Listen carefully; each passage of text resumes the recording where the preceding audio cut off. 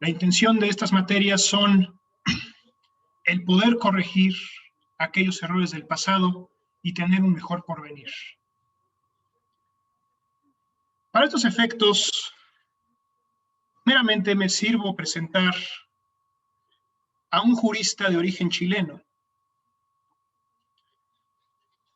el maestro Cristian Echáiz Carrasco. El maestro Cristian Echáiz Carrasco es licenciado en Ciencias Jurídicas por la Universidad de Arte y Ciencias Sociales, ARCIS, investido abogado por la Corte Suprema de Justicia de Chile.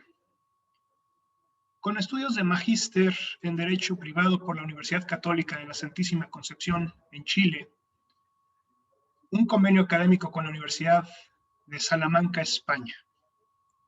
Máster en Derecho con especialización en litigio oral en la California Western School of Law de San Diego, Estados Unidos. Ha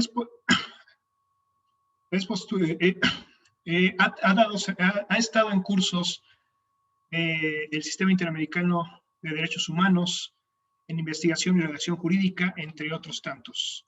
En el ámbito profesional, se dedica al libre ejercicio de la profesión de abogado, liderando un estudio jurídico en la ciudad de Concepción, Chile, con especialidad en litigación civil. Además, ejerce como defensor público titular del Poder Judicial de Chile desde julio del 2017 a la fecha. Ha dictado clases y conferencias tanto a nivel nacional como internacional. Actualmente, docente del curso superior en litigación oral impartido por la Universidad de Salamanca. Bienvenido, maestro Cristian Echáiz Carrasco, un gusto tenerle entre nosotros. Muchas gracias, maestro Juan Pablo. Realmente para mí es un honor poder saludarlo, saludar a los distinguidos colegas, maestros, profesores que me acompañan en esta oportunidad, y a toda la audiencia que nos sigue a través de la plataforma virtual de la universidad. Antes que todo, quiero expresar el alto honor que significa para mí poder haber sido considerado e invitado a este primer Congreso Latinoamericano de Historia del Derecho, organizado por la Facultad de Derecho de la Universidad Nacional Autónoma de México. Y como cuestión previa al tema que me corresponde conversar con ustedes hoy día, es útil señalar o decir que en Chile, en la época precolombina, carecíamos de un poder central o único. Como es sabido por todos ustedes, en nuestro territorio existían diversos pueblos repartidos y delimitados geográficamente por los aspectos propios de la geografía de nuestro país, entre los que destaco los atacameños y los diaguitas por el norte, los mapuches en la zona central y centro-sur del país, y los aracalufes, yaganes, onas, entre otros, en el extremo más austral de nuestro país. En consecuencia a esta distribución geográfica, el derecho aplicado en nuestro país era absolutamente consuetudinario y era propio de cada pueblo. Era un derecho bastante básico, con normas bastante simples. Luego, las imposiciones de derecho surgen primeramente alrededor del siglo XV, con la conquista del territorio, de la parte norte de nuestro territorio, hasta el río Maule, que sería nuestra séptima región, por parte del Imperio Inca. Es así cierto que el Imperio Inca, al conquistar una parte de nuestro territorio, impone desde luego las instituciones y leyes incaicas que les son propias a estos territorios conquistados. Principalmente, como ya les dije, en el norte de nuestro país. Pero no fue sino hasta la llegada, ¿cierto?, de los españoles, que al abatir al Imperio Inca, borró también el derecho que nos habían impuesto y de paso eliminaron prácticamente la totalidad del derecho precolombino existente. Tal es así que al día de hoy prácticamente no queda ninguna institución de derecho precolombino que esté recogido en nuestro ordenamiento jurídico vigente en Chile. Entre los años 1536 a 1558, la zona central de nuestro país, donde se encuentra el grueso de la población, ¿cierto?, de Chile, fue conquistada por los españoles, pasando en definitiva a ser uno más de sus territorios. Situación que se mantiene sin variaciones por lo menos hasta el año 1810, pero con toda certeza hasta el año 1818, fecha cierta de la emancipación o de independencia definitiva de nuestro país. Los españoles, por cierto, poseían una institucionalidad jurídica mucho más desarrollada, mucho más rica, si se quiere, en relación al derecho precolombino o inclusive al derecho incaico que se nos había impuesto, al que ya he hecho mención.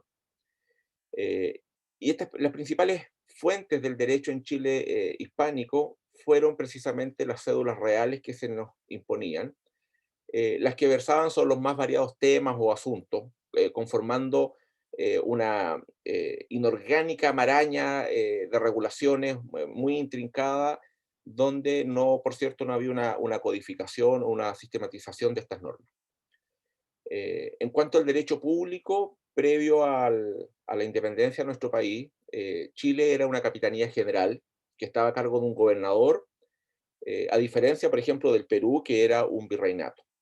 Mucha importancia tenía además en nuestro territorio la Real Audiencia, que oficiaba, ¿cierto?, como un tribunal superior de justicia.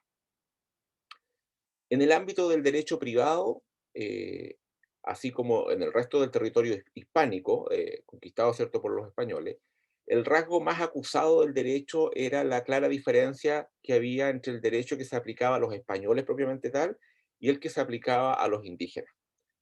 Las leyes, cédulas y tasas referidas a los indígenas crearon un verdadero estatuto que era aparte, que era exclusivo para ellos.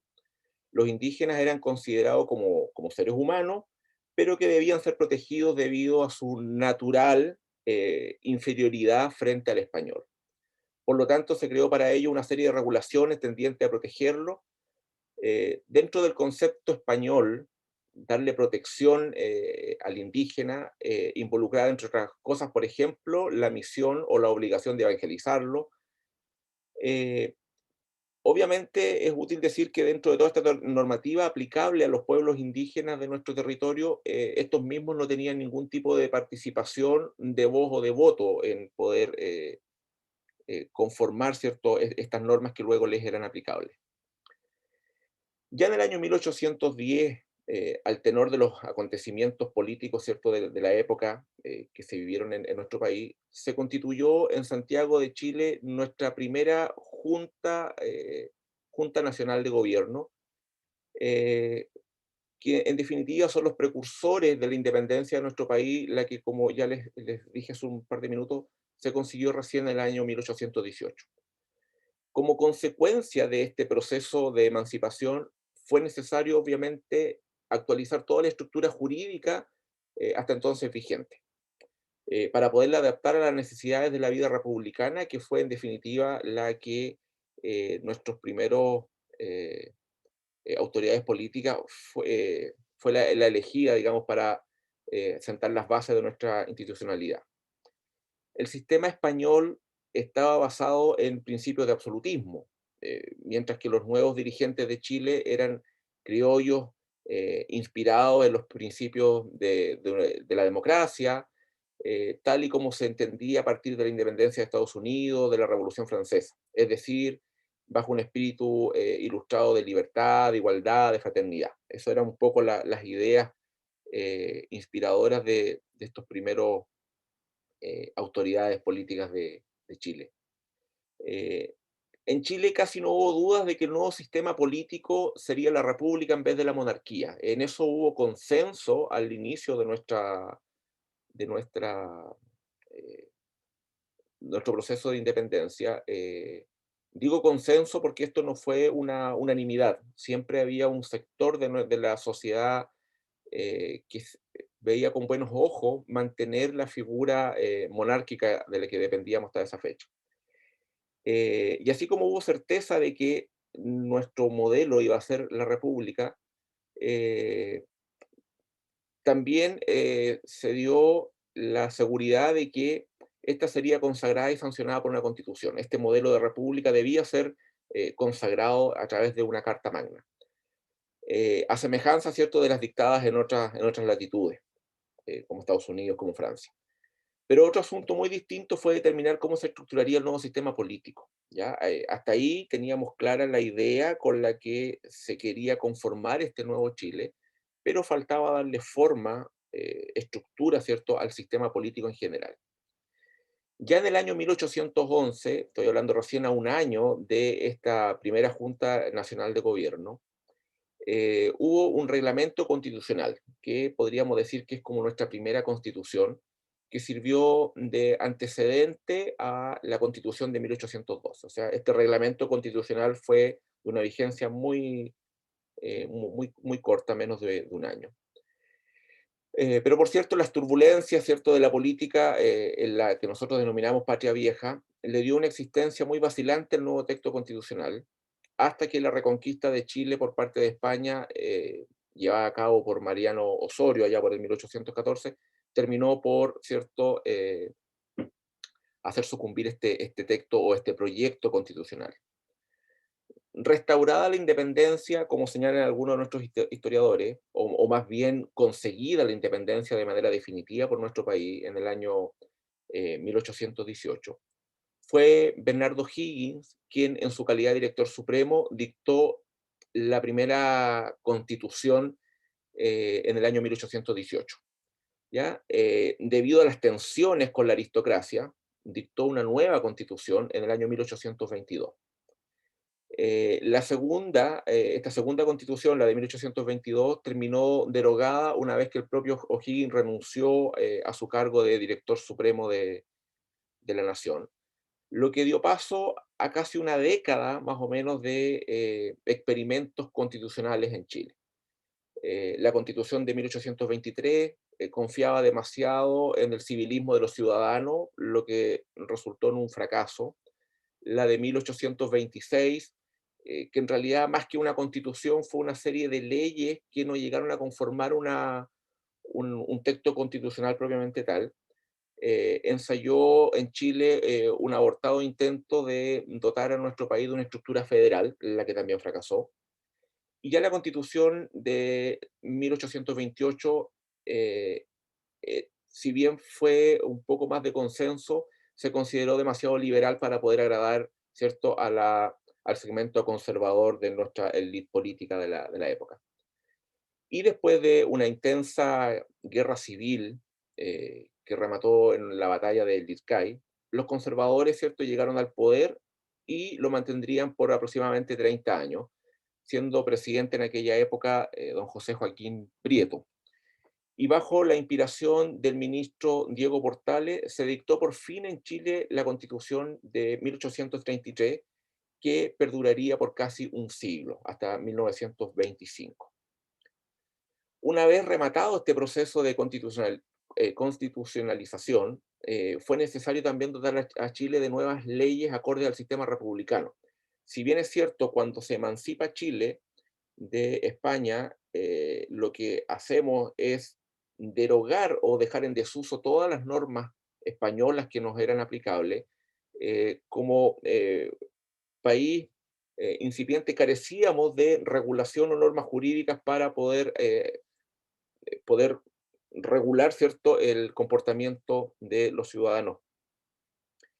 Entonces, conjuntamente con la elaboración de la Constitución de 1833, y ejemplo del Código Napoleónico, y de todo el proceso de codificación paralelo que se llevó a cabo, se decidió confeccionar el Código Civil. Esa fue como la segunda gran tarea que se dio en cuanto a dotar de juridicidad, ¿cierto?, a este país.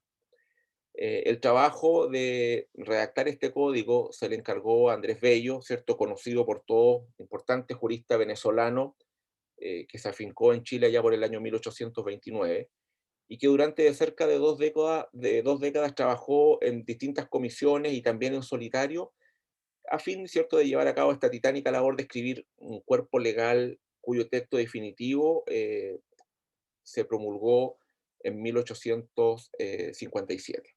¿Ya? Código que, por cierto, se mantiene vigente en gran medida hasta el día de hoy.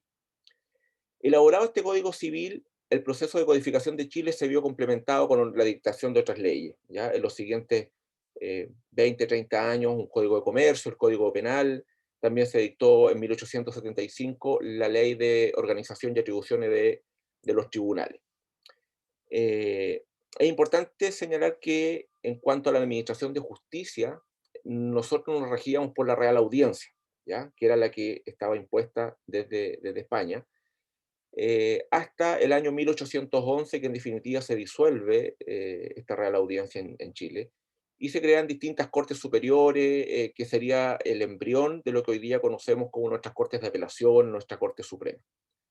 En materia de procedimiento, también se trataron de paliar los efectos más graves, ¿cierto?, de haber derogado la legislación hispánica en masa. Lo que se hizo fue, como ya les señalaba, se produce la emancipación y se deroga en bloque todas las normas hispánicas, y se dictan las leyes marianas, por ejemplo, en 1837, que atendían a ciertas materias de carácter procesal.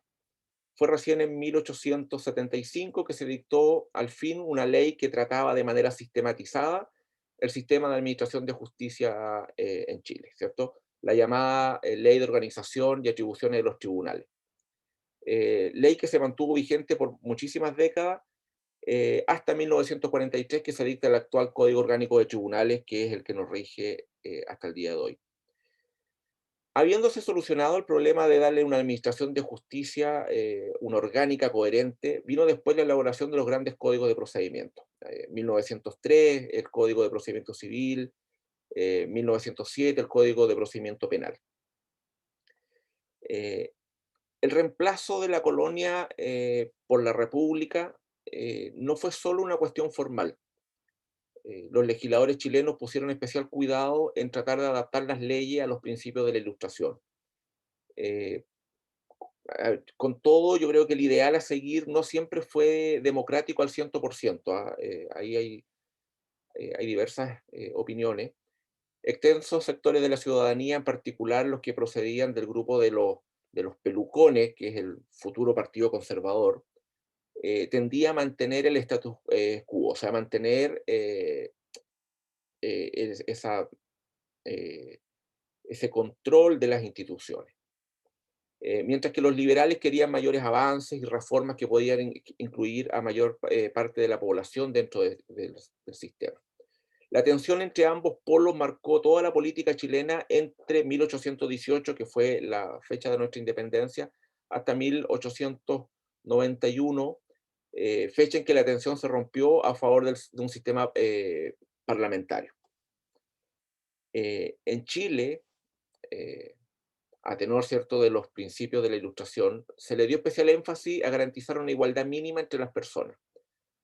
Así, por ejemplo, la esclavitud empezó a ser combatida en el año 1811, o sea, con el inicio de nuestro proceso de independencia, año en que se promulgó la ley de vientres, por ejemplo, y en el caso de la esclavitud fue abolida de plano en el año 1823, o sea, recién a un par de años de haber obtenido vida independiente. Otro paso importante en este sentido lo constituyó la liquidación de la aristocracia como sector social. Durante el gobierno de Bernardo Higgins fueron abolidos los mayorazgos, se dio la orden de eliminar los blasones, los escudos heráldicos, ¿cierto? También se suprimieron los títulos nobiliarios. Eso fue recién, o sea, fue al inicio de nuestra vida independiente con los Higgins. Con todo, ¿cierto? La Constitución de 1833 creó varias cortapisas a la participación política, incluyendo, por ejemplo, como requisito para votar y ser elegido el saber leer y escribir, lo que era un porcentaje muy minoritario de la población en aquella época, y además tener un capital mínimo de patrimonio. Eh, Al poco andar, ¿cierto? Se fueron flexibilizando estas normas y se fueron dictando ciertas reformas electorales, eh, principalmente una que siempre se trae a colación, el año 1874, donde se creó una ficción constitucional que señalaba que toda persona que fuera alfabeta, que supiera leer y escribir, se presumía de derecho que tenía el patrimonio mínimo, ¿cierto?, para cumplir con ese requisito patrimonial para poder votar y ser elegido.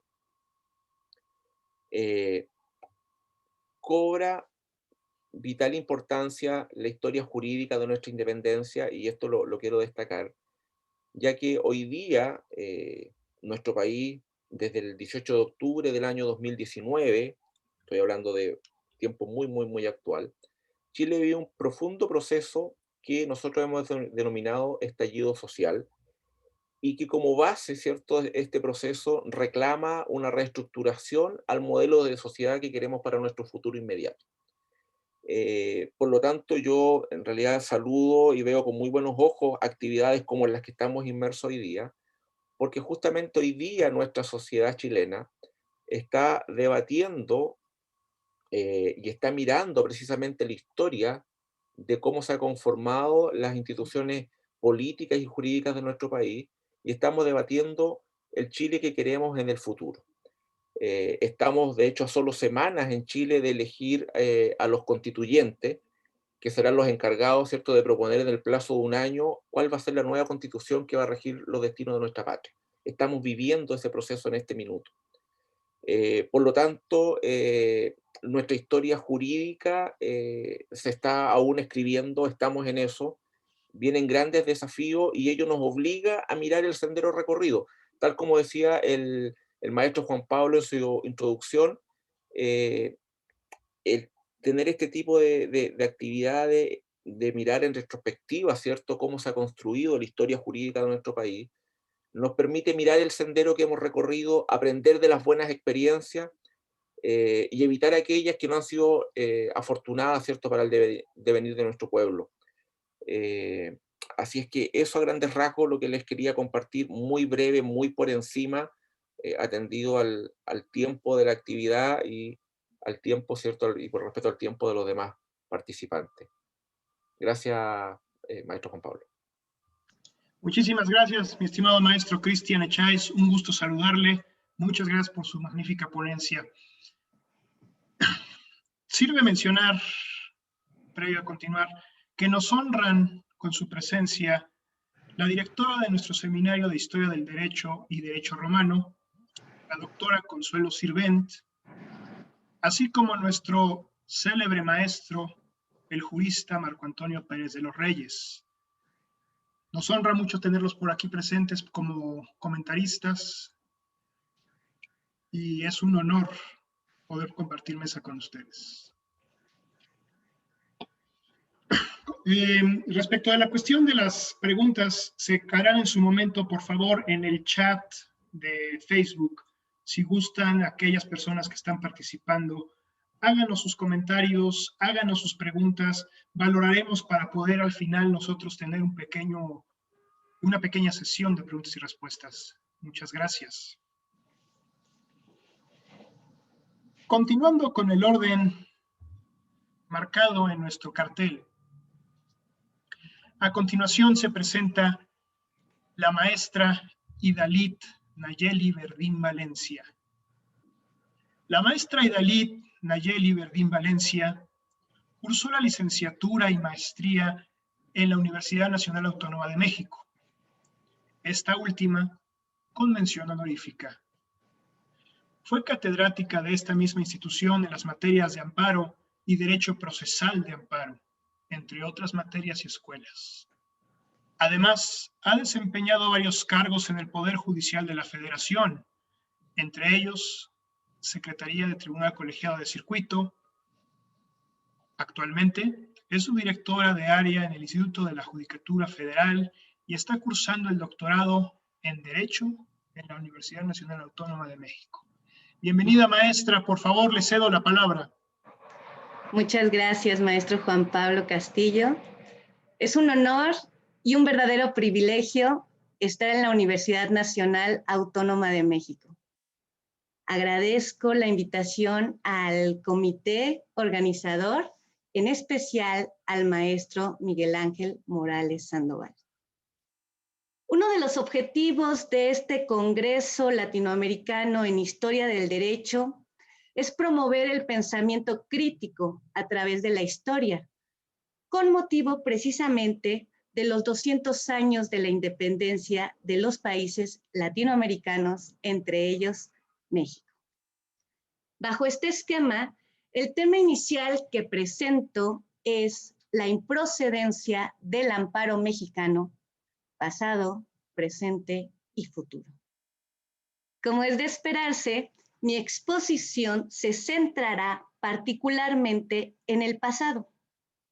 Estudiaremos de la Constitución de 1857 a la Constitución de 1917. Y nos centraremos en la improcedencia del amparo judicial. ¿Cómo entender el estado de libertad de nuestro México sin este mecanismo institucional, sin el juicio de amparo? ¿Cómo entender al constitucionalismo mexicano sin el juicio de amparo? Y es más, ¿cómo entender a nuestro país sin el juicio de amparo, sin su tradicional figura? Empezaré por una frase de Ignacio Luis Vallarta. ¿A cuántas víctimas del despotismo en la República no ha arrancado de las cárceles, del patíbulo mismo, el juicio de amparo?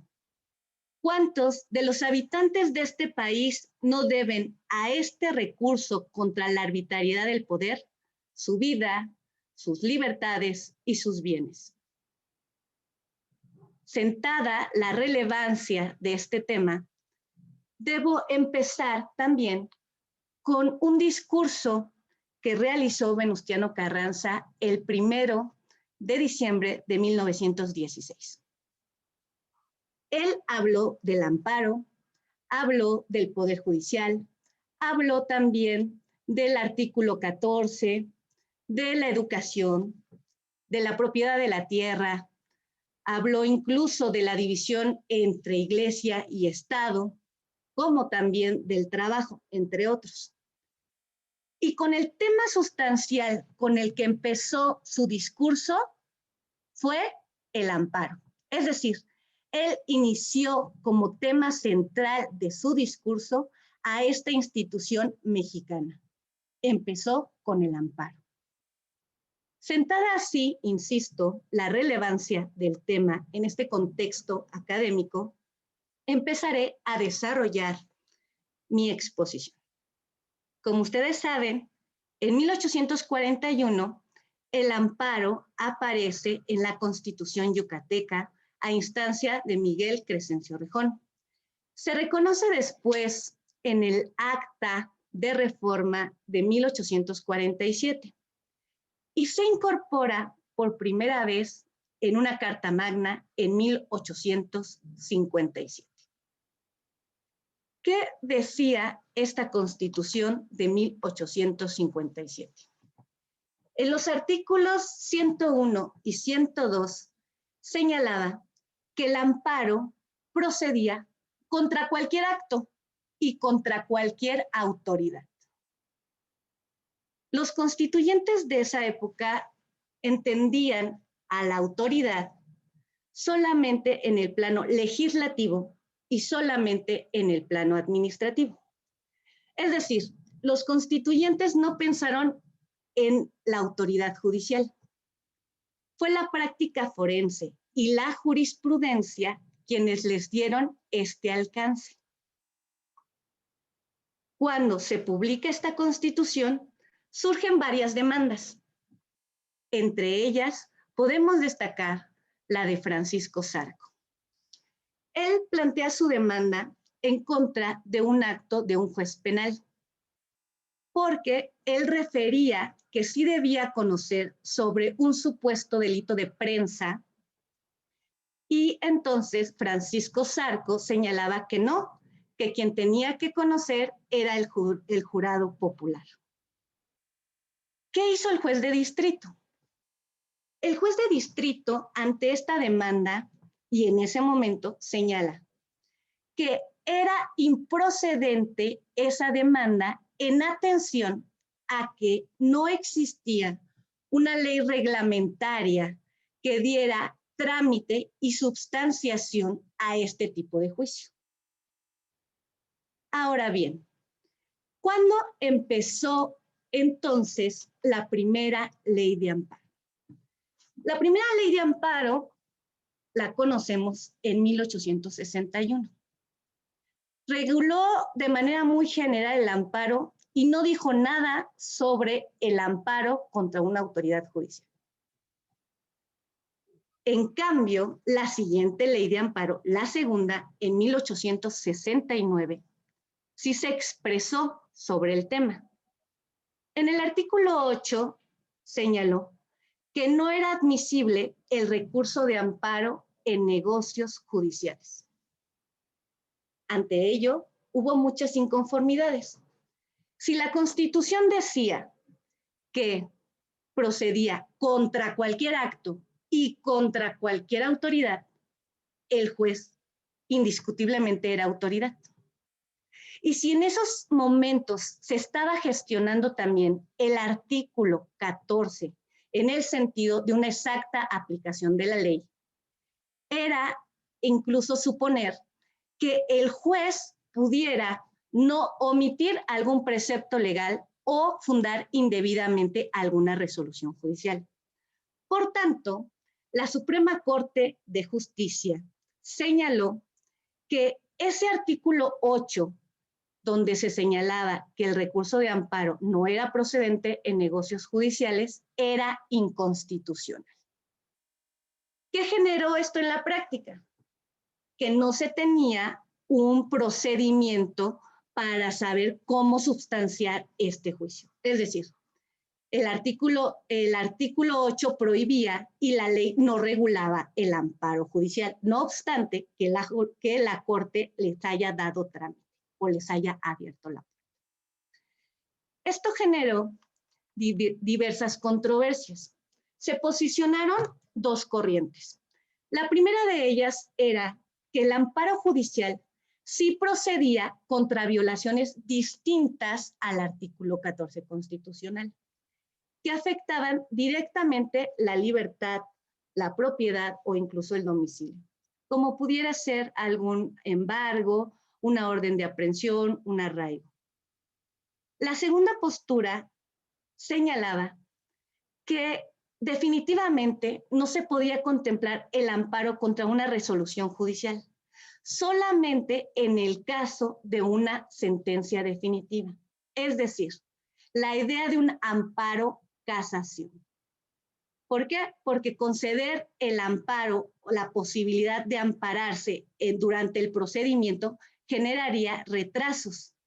Y, por ejemplo, si no se concedía la suspensión, el juez de distrito tendría que enviar los autos a la Suprema Corte para que ella revisara por qué razón no se había suspendido, lo que ocasionaba que de todas formas se paralizara el juicio.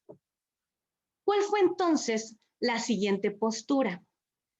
Prevaleció la idea de señalar la procedencia del amparo contra sentencias definitivas. Es decir, en la Ley Orgánica de 1882 sí se contemplaba ya el amparo judicial, pero solamente con relación a las sentencias definitivas.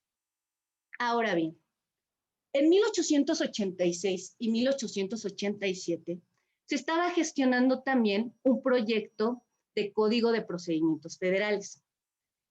Es muy interesante este código porque de alguna forma es un antecedente de lo que hoy conocemos como amparo directo y como amparo indirecto. En su artículo 2295 señalaba que existían dos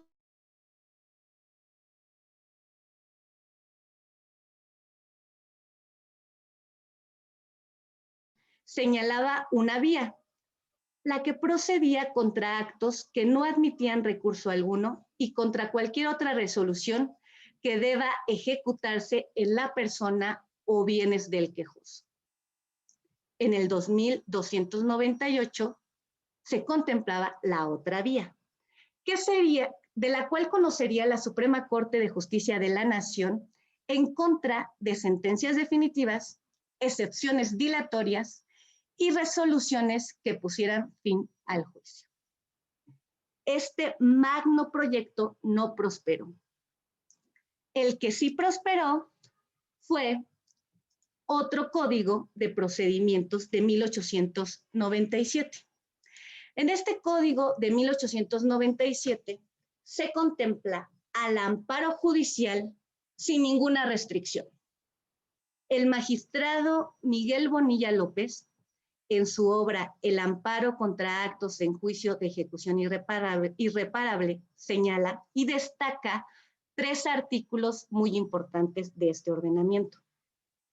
El artículo 779, fracción quinta, inciso D, el artículo 781 y el artículo 791. ¿Qué decían estos artículos? Decían que no era necesario agotar ningún recurso y también señalaban el deber de interponer el amparo contra cualquier pronunciamiento judicial. Y reiteró que en caso de que el juez negara la suspensión, se podría interponer un recurso de revisión ante la Corte y de todas formas se iba a paralizar el amparo. Este amparo sin restricciones y en voz del magistrado federal que les mencioné, se dice que hubo un abuso del litigante, un rezago en los tribunales y una total anarquía judicial. ¿Por qué? Porque teníamos un amparo sin restricciones. El quejoso podría interponerlo 5 o 6 veces en un mismo amparo, se paralizaba una vez, se paralizaba la siguiente y así.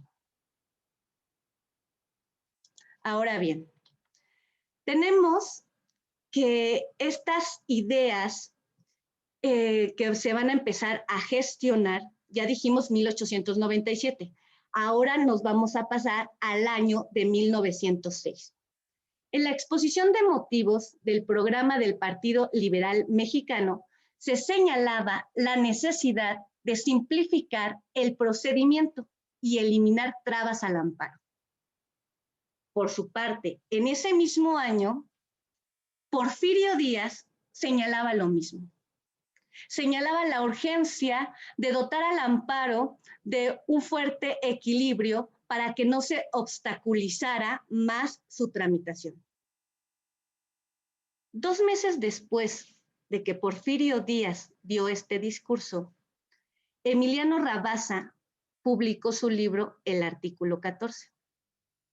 ¿Qué decía en esta obra?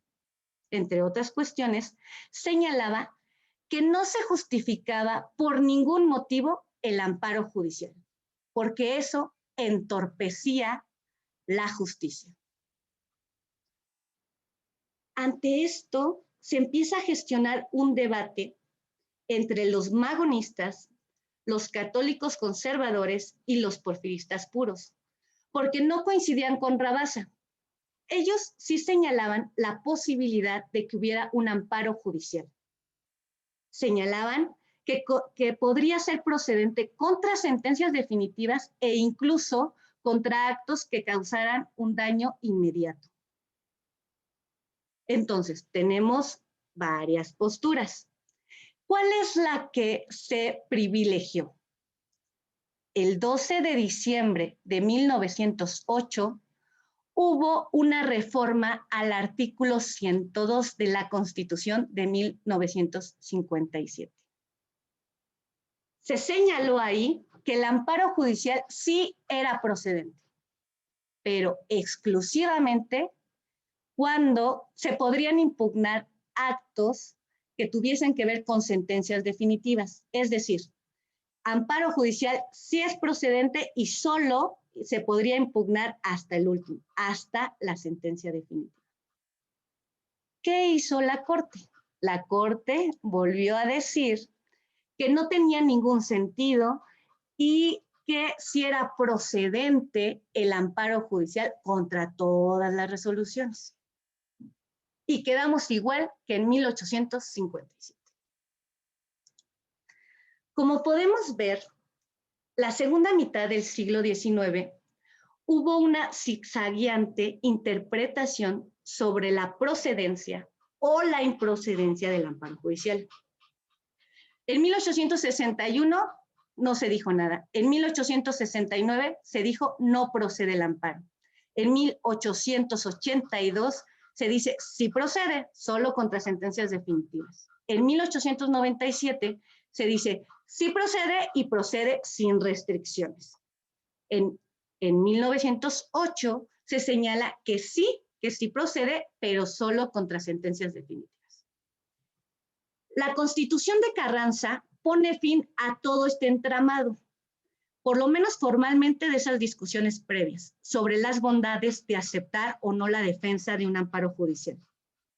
Y es por eso que vamos a concluir con el discurso con el que inicialmente empezamos.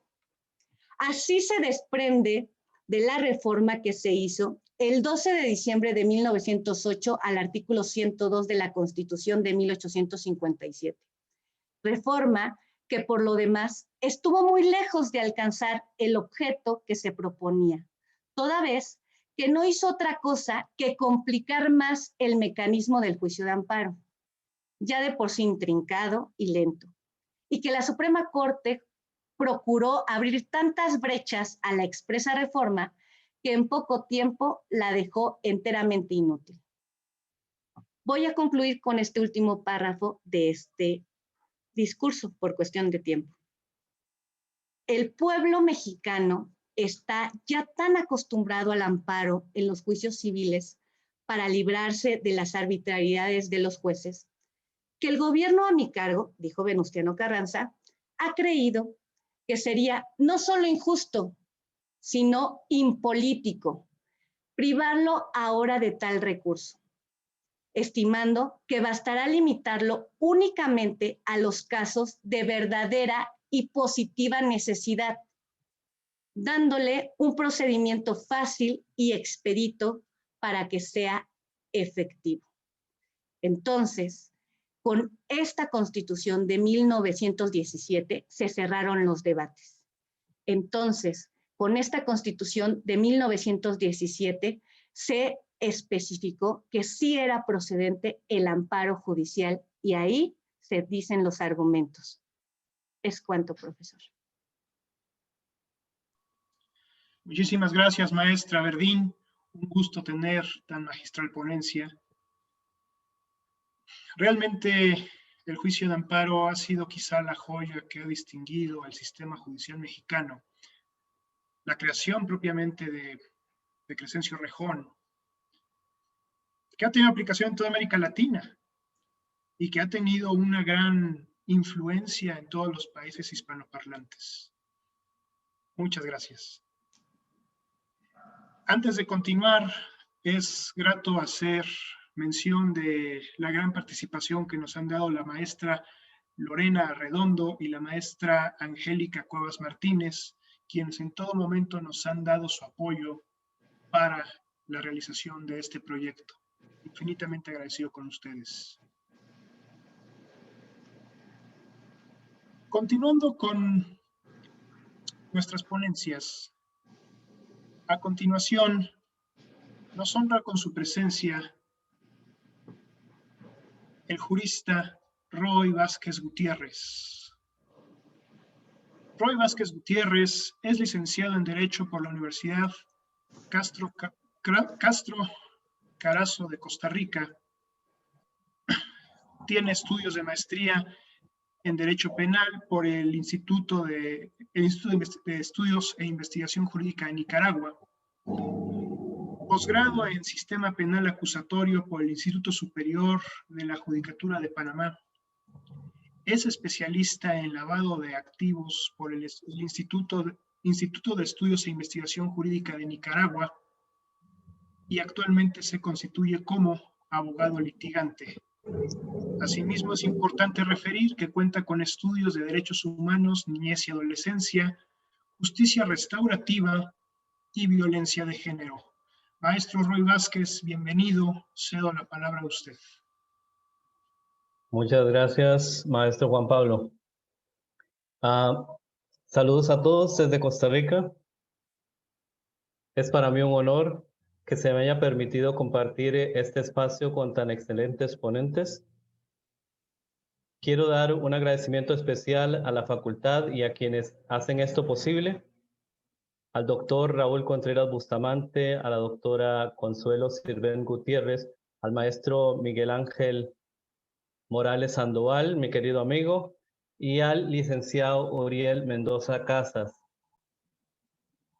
Estos días nos reunimos a hablar de historia,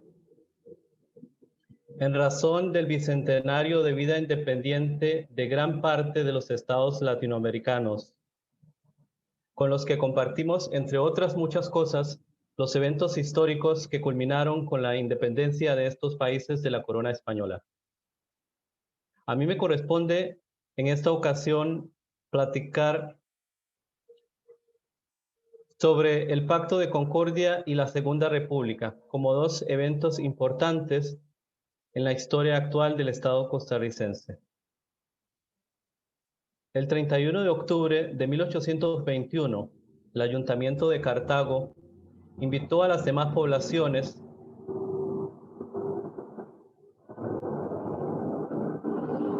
a aportar a la ciudad legados con amplios poderes, con fin de decidir el camino a seguir ante la declaratoria de independencia absoluta de España, formulada el 11 de octubre. El 12 de noviembre se reunió en Cartago la Junta de Legados de los Pueblos, presidida por el presbítero Nicolás Carrillo y Aguirre. La Junta asumió el gobierno de Costa Rica con todos los ramos. Pocos días después se acordó nombrar a una comisión de 7 miembros para redactarse un plan de gobierno provisional que sirviese como nudo de concordia entre todas las poblaciones representadas. La Junta de Delegados asumió en consecuencia el carácter de asamblea constituyente, quedando constituida. El 1 de diciembre de 1821 se presentó la Junta de Delegados el proyecto correspondiente que fue discutido, reformado y aprobado en esa misma fecha, con el nombre de Pacto Social Fundamental Interino de Costa Rica, que después se conocería como Pacto de Concordia. El documento entró en vigencia con carácter provisional en la espera de ser sancionado por la nueva Asamblea de Delegados en enero de 1822.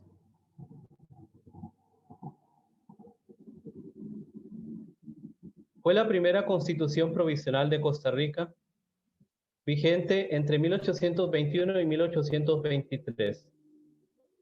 Costa Rica, la otrora provincia española, dependiente de la Capitanía General de Guatemala, nacía la vida jurídica del derecho internacional, como nación soberana y Estado independiente con el Pacto de Concordia de 1821. Carta fundamental inspirada, como la mayoría de las primeras constituciones de América, en la Constitución de Cádiz de 1812. Tal es así que el pacto en su artículo 24 deja vigente la Constitución de Cádiz y las leyes, diciendo, en lo que a él no se opongan. El pacto estableció la independencia de la provincia de Costa Rica sin perjuicio de una eventual anexión a México, la adopción de la religión católica como propia, las condiciones para la ciudadanía de los costarricenses y los órganos de gobierno que habrían de conducir los destinos de la provincia. Es así que en enero de 1822 el pacto fue reformado para permitir la adhesión a México, dirigido por Agustín de Iturbide. En el punto 1 de esa reforma dice textual: invitada por el excelentísimo señor don Agustín de Iturbide, presidente de la Serenísima Regencia de México, a unirse a aquel imperio, y estando ahora los pueblos decididos a la unión, enviará esta provincia a las Cortes de México al diputado o los diputados que se les señalen y se someterá a la Constitución que aquel soberano Congreso establezca. Para marzo de 1823, la Junta Superior Gubernativa de Costa Rica no había declarado la lealtad al emperador Agustín de Iturbide. Por lo tanto, los imperialistas de Cartago y Heredia pactaron revocar la Junta. Ante la tardanza del gobierno costarricense de declarar la anexión al Imperio Mexicano, el 29 de marzo de 1823, varios vecinos de Cartago, liderados por Joaquín Oriamuno y Muñoz de la Trinidad, junto a otros ciudadanos, derroca al gobierno en el primer golpe de Estado de la historia de Costa Rica y proclama la anexión al Imperio Mexicano. Los cabildos de San José y Alajuela le declararon la guerra a los imperialistas y nombraron al vecino de Alajuela, Gregorio José Ramírez y Castro, general del ejército republicano. Debido a la lentitud de las noticias, los imperialistas de Cartago tardaron varias semanas en enterarse que habían peleado en vano, que el primer imperio mexicano había dejado de existir desde el 19 de marzo de 1823, 10 días antes de las confrontaciones en la Guerra de Ochomogo.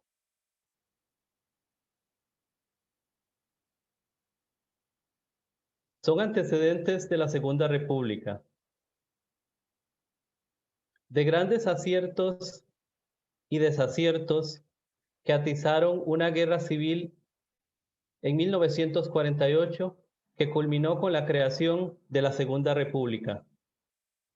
Sobresalen, entre otros, dos indiscutibles y controvertidas figuras de la política costarricense, como arquitectos de importantes logros sociales, el doctor Rafael Ángel Calderón Guardia y el ingeniero José Figueres Ferrer.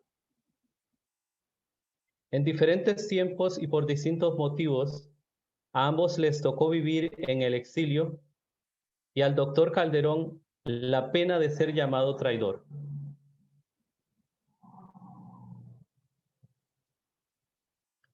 Es José Figueres Ferrer quien al mando del Ejército de Liberación Nacional resulta vencedor en la contienda y posteriormente asume la presidencia de la Junta Fundadora de la Segunda República. El 1 de mayo de 1948 se dio el pacto Ulate-Figueres, mediante el cual Otilio Ulate Blanco y José Figueres Ferrer acordaron, entre otras cosas, que la Junta gobernara el país durante 18 meses,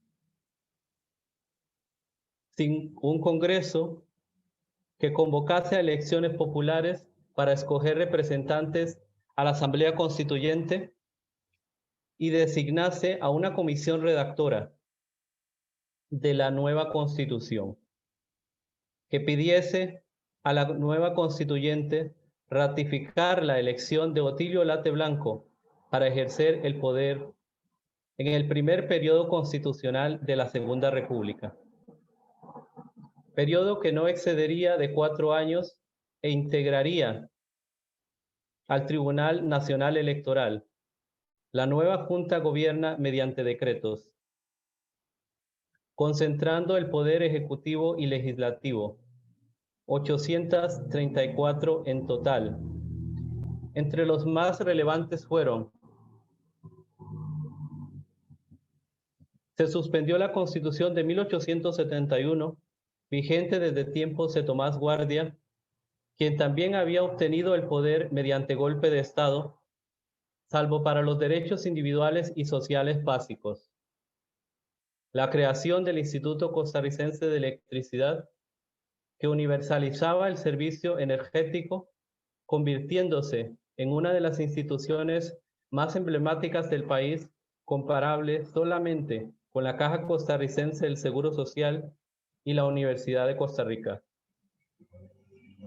La abolición de la segregación racial.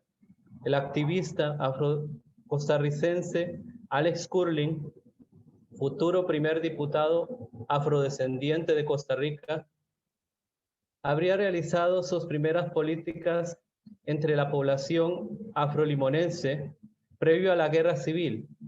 Se había comprometido a poner fin a la segregación racial establecida en el país hasta esa fecha, que prohibía a los negros y a los chinos salir de ciertas áreas de Limón y Punta Arenas e ingresar al Valle Central de Costa Rica.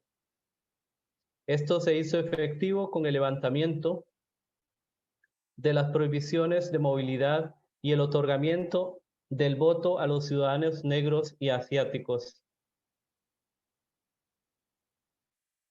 La aprobación del sufragio femenino, donde la primera mujer costarricense en emitir el voto fue Bernarda Vázquez Méndez en el plebiscito del 30 de julio de 1950.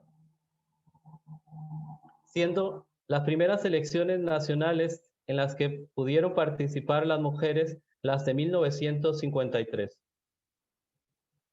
Se reformó el Tribunal Nacional Electoral, hoy Tribunal Supremo de Elecciones de Costa Rica, otorgándosele el rango constitucional de poder del Estado, cuyas resoluciones no necesitan confirmación de otro ente estatal. La abolición del ejército, su supresión de todas las Fuerzas Armadas de Costa Rica, llevada a cabo el 1 de diciembre de 1948.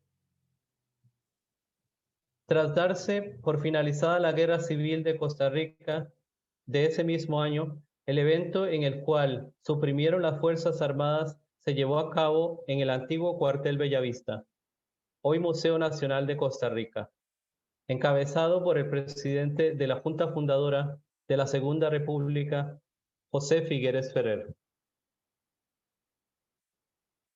Años después, José Figueres Ferrer diría que los eventos más notorios experimentados después de la Segunda República no fueron producto de la Constitución, sino de los decretos de la Junta Fundadora, y que esos cambios no tuvieron un origen político, sino que fueron de origen jurídico.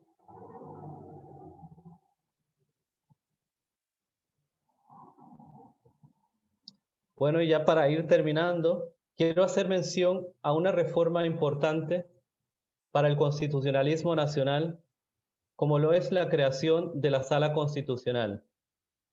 Mediante Ley 7128, el 18 de agosto de 1989, y la número 7135, del 11 de octubre del mismo año, Ley de la Jurisdicción Constitucional.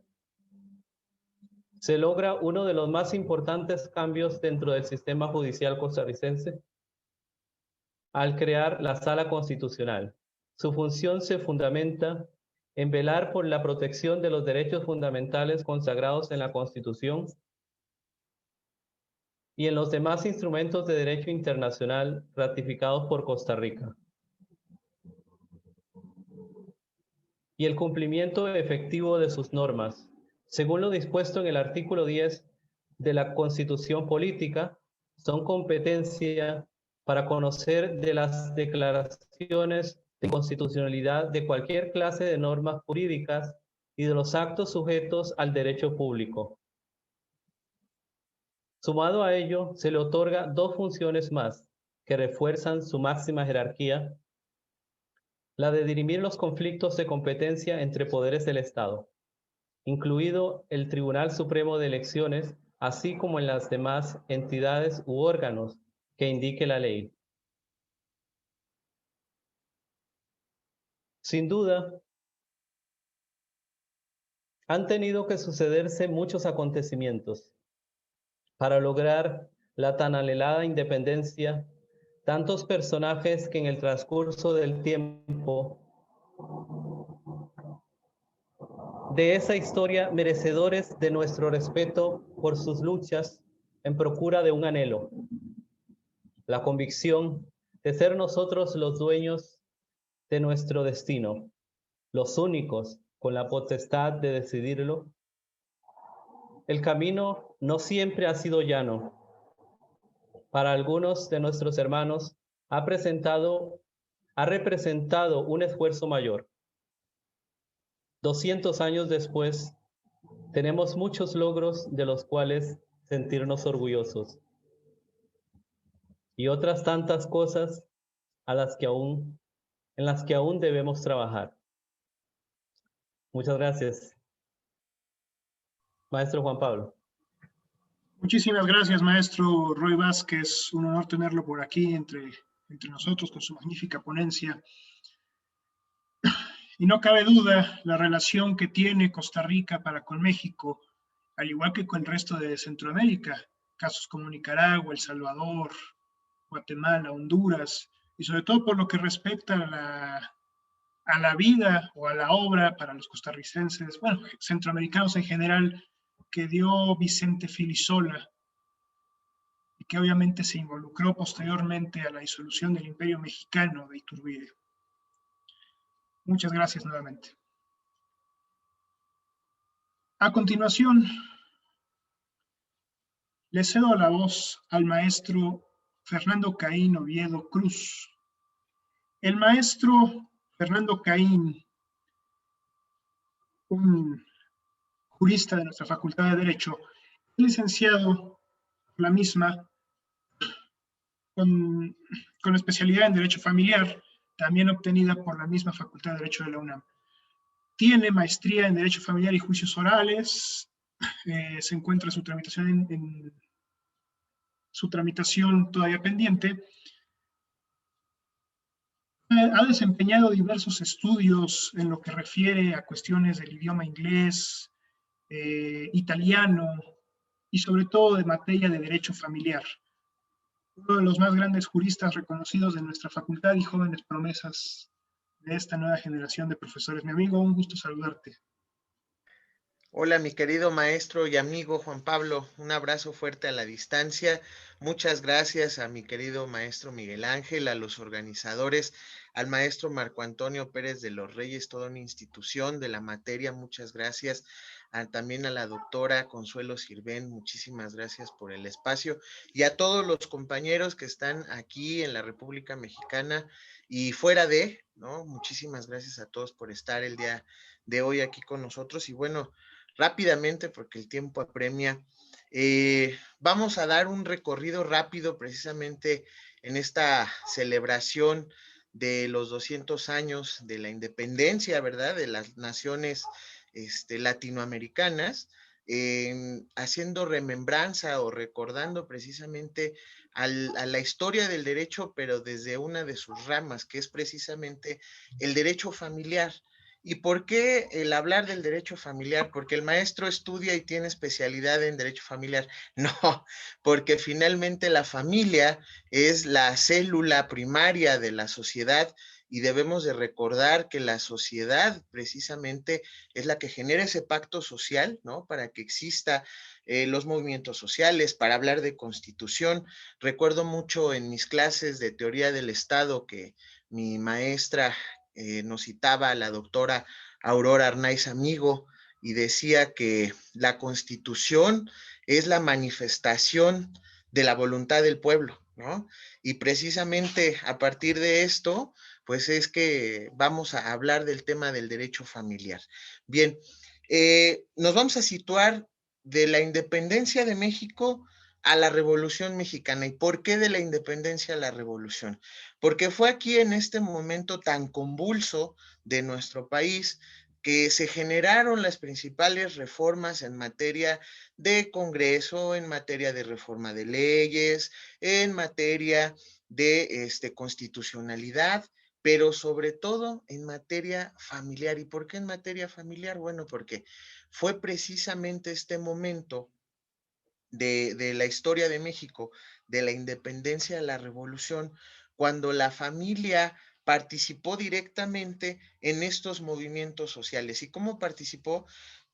Tenemos el ejemplo más franco con las gentes que participaron en el movimiento independentista, que iniciaron siendo hombres, sí, pero finalmente las mujeres también jugaron un papel muy importante en este movimiento social de independencia. Posteriormente a eso, pues tenemos en algunos casos en la revolución la participación también de los niños dentro de los conflictos armados, y el ejemplo más característico que tenemos por ahí es esta historia, este complejo del niño artillero, ¿no? Dicen que es leyenda, yo no creo que sea leyenda, yo creo que es realidad, ¿no? Aunque no hay una comprobación directa del niño artillero, pero bueno, finalmente la familia siempre ha participado de manera directa e indirecta en la conformación de los ordenamientos que generan en la actualidad repercusiones tanto dentro como fuera de la sociedad, de la política y de la propia familia. Partimos de los ordenamientos independentistas, Constitución de 1824, hasta las bases orgánicas de 1843 y el Acta de Reformas, que fue del año de 1847.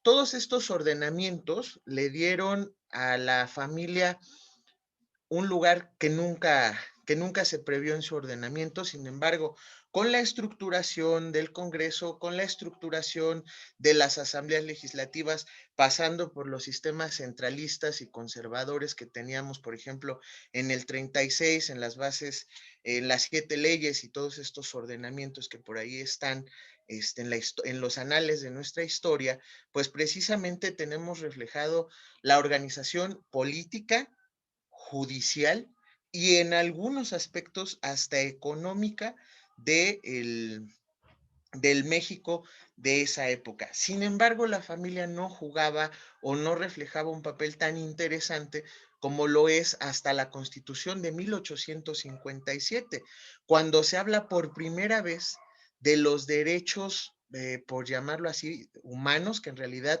se plasma en el texto constitucional de 1857 como los derechos fundamentales del hombre. Esto recapitulando un poco a los derechos del hombre y el ciudadano que fue allá en la Revolución Francesa. Bueno, y esto de la Constitución del 57, esta inclusión de los derechos fundamentales del hombre, precisamente viene de un apartado, ¿no? Que es precisamente las leyes de reforma. Y las leyes de reforma, para los que estudiamos el derecho familiar y su devenir histórico, son muy importantes. ¿Por qué? Porque es precisamente las leyes de reforma las que hacen por primera vez una separación iglesia y Estado en un país. Ajá. Bueno, por lo menos en nuestro país, ¿no? Pongámoslo así.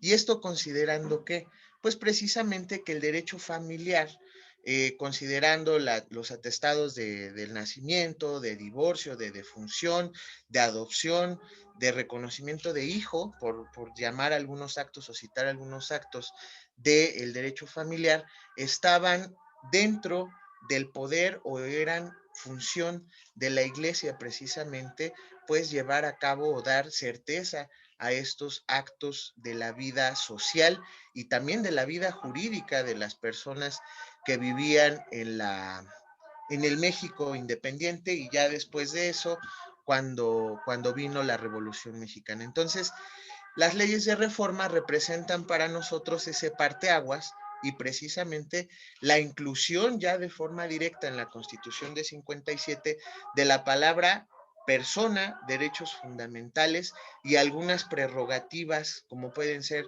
el hogar, la seguridad y sobre todo recordar el artículo 16 de la Constitución de 57 que por primera vez introduce el concepto o la palabra familia. Disculpen ustedes el fondo de música, pero estando en casa ya ven que es inevitable, ¿no?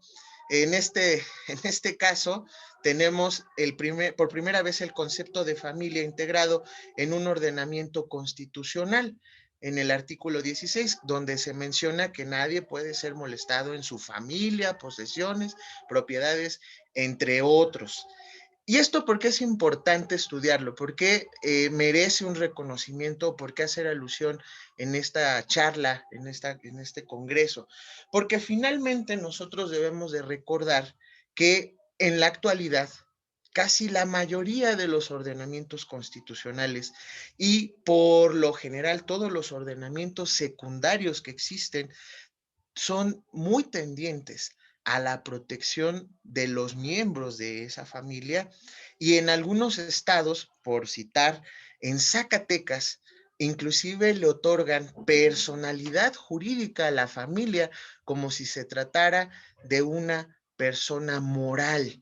Entonces, nada más para ver hasta dónde llegan los alcances, ¿no? Y precisamente entender a partir de la historia este desarrollo del derecho familiar, devenido obviamente de la norma fundante o de la constitución de un país. Bien, tenemos sentadas las leyes de reforma cuando se separa la iglesia y el Estado, se otorgan las funciones, se crea precisamente esta constitución del 57 que es totalmente juarista y bueno, con esta constitución tenemos nosotros ya precisamente el fundamento de la reforma que es lo que ahora tenemos nosotros como la Constitución de 1917. Pero si checamos el texto o hacemos un análisis del texto original de la Constitución de 17 con la Constitución de 57, vamos a ver que son prácticamente similares, con la diferencia de que obviamente la Constitución de 17 es de orden tipo social. Aquí, y con mucho orgullo lo digo, tenemos los mexicanos este sentimiento de que le dimos derechos sociales por primera vez, ¿no? En este ordenamiento constitucional. Y me refiero a los derechos laborales para empezar, pero también empezamos a integrar algunos otros derechos ya muchísimos años después, por ahí de 2009, 2008, a la familia, ¿no? Que ahorita vamos a entrar al tema ya de la Constitución de 1917. Sin embargo, la tarea del constituyente en 1917 no quedó sesgada nada más en este ordenamiento constitucional, donde ya se integró de lleno, ahora sí, el concepto de familia, sino que fue más allá este constituyente del 17 y fue precisamente otorgándole al pueblo de México a través de las normas ordenamientos en lo particular más precisos y casi igual de antiguos que nuestra constitución actual. Y es precisamente la ley de relaciones familiares y la ley del divorcio, en este caso que era vincular, ¿no? Y estos ordenamientos son de los primeros de tipo federal que otorgan y regulan las instituciones del derecho familiar, obviamente devenidos de dónde? De la Constitución Política de 1917. Entonces, estos dos ordenamientos, para los que estudiamos el derecho familiar, pues son tan importantes como nuestra Constitución, porque, bueno, se mantuvieron vigentes hasta los años 40, ¿no? Y fue también una regulación de avanzada porque preveían muchísimos derechos y, por ejemplo, la ley del divorcio, por primera vez se concedía la separación de cuerpos. Esta separación de cuerpos que es tan vital en la materia familiar y que es el antecedente más próximo del divorcio no vincular, cuando ya ahora sí te divorcias y quedas en aptitud de volver a contraer nupcias, nada más por poner un ejemplo. ¿Por qué hablamos de esto? Si nosotros hacemos un comparativo de la independencia a la revolución, vamos a encontrar que aquí, y utilizo esa vieja frase ya tan trillada, de que por fin nos hizo justicia la revolución, porque es hasta 1917, con la Constitución, cuando se da por primera vez esta protección a la familia y a los derechos sociales que ello consigo trae la familia. Y esto en el sentido también de decir que, bueno, por primera vez el gobierno se empezó a preocupar ya no tanto por organizar las bases políticas y económicas de nuestro país, sino que además también se preocupó por este grupo, sí, que en su momento pues estuvo muy despedazado, que estuvo muy destruido, llamado familia. ¿Y por qué digo o por qué me atrevo a decir que es un grupo tan despedazado? En la revolución muchas familias, de entrada muchos niños quedaron huérfanos, ¿no? Y eso está en los libros de historia, basta leer a don Miguel León Portilla, donde nos relata, ¿no? Las cruentas los cruentos resultados de la revolución. Muchas mujeres quedaron viudas y tuvieron que hacerse cargo de 10, 12, 14 hijos, sin dejar de mencionar que también la población disminuyó muchísimo por las bajas, ¿no?, que se dieron durante las batallas de la revolución. Entonces, aquí por primera vez se da esta preocupación, ¿no?, de proteger a la familia y junto con la familia, a sus miembros. Ahora, ya en un marco más actual, ¿qué podemos observar de esta herencia de la Constitución de 1857, pasando a la Constitución de 1917? Ya actualmente tenemos un artículo 4º constitucional que recogió muchas de las garantías en ese momento que se llamaban individuales, de los derechos fundamentales que enuncia la Constitución de 57 y los plasma en este artículo 4º constitucional, dando una protección, diría yo, integral y global a la familia. ¿Y cuál es esta protección? Seguridad alimentaria, acceso a la salud, esparcimiento, derechos de reproducción o derechos reproductivos sexuales, interés superior del menor y principalmente los derechos también culturales, entendidos en el más amplio de los sentidos del concepto. Entonces, hasta aquí creo yo que lo que podemos nosotros concluir o resumir de este rápido pasaje, porque si nos sentamos a hablar por ordenamiento y conforme a los fenómenos históricos, nos tardaríamos un semestre y aún así no acabaríamos. Esta parte es muy importante porque finalmente, vuelvo al punto, la familia constituye sociedad, la sociedad constituye un pacto. Ese pacto se plasma precisamente en su tipo de gobierno y se le da una configuración, un marco conceptual a partir de sus ordenamientos legales. En el ejemplo de nosotros, una constitución. Y nosotros en estos años de la independencia a la revolución, pues tenemos precisamente un punto tan álgido que es el desarrollo o en su caso, la protección a la familia. Entonces, bueno, la conclusión es, sí ha existido siempre la familia y la preocupación por la familia, pero no fue sino hasta 100 años después de la independencia y ahora 200 años y un poquito más, que ya tenemos una protección completa a la célula primaria de la sociedad y, por supuesto, de la conformación del sentimiento de un pueblo llamado Constitución. Maestros, muchísimas gracias por la oportunidad. Maestro Juan Pablo, gracias. Muchísimas gracias, mi estimado maestro y amigo, un gusto saludarte nuevamente. Pues sí, efectivamente, el derecho familiar siempre ha sido uno de los puntos más importantes que debe de velar todo sistema jurídico, y como bien lo comenta el maestro, la Revolución Mexicana dio este reflejo al derecho familiar, ya que por la gran mayoría del siglo XIX se tuvo en un segundo término.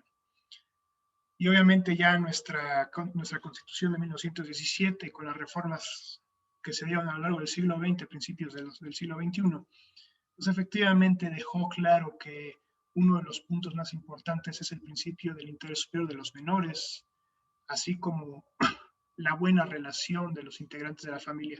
Cuestión que ahora es muy complicada debido a la situación del coronavirus y el confinamiento que vivimos. Muchas gracias, mi estimado maestro. Previo a concluir con nuestro próximo ponente, les invito a todos los participantes del chat de Facebook que hagan sus preguntas, que nos las hagan llegar, pongan el nombre del ponente que quieren que responda, para efectos de que podamos nosotros abrir al final de este ciclo un espacio para preguntas y respuestas. Muchas gracias. Y pues bueno, pasemos así con nuestro último ponente, el maestro Ashanti Exayacatl II García.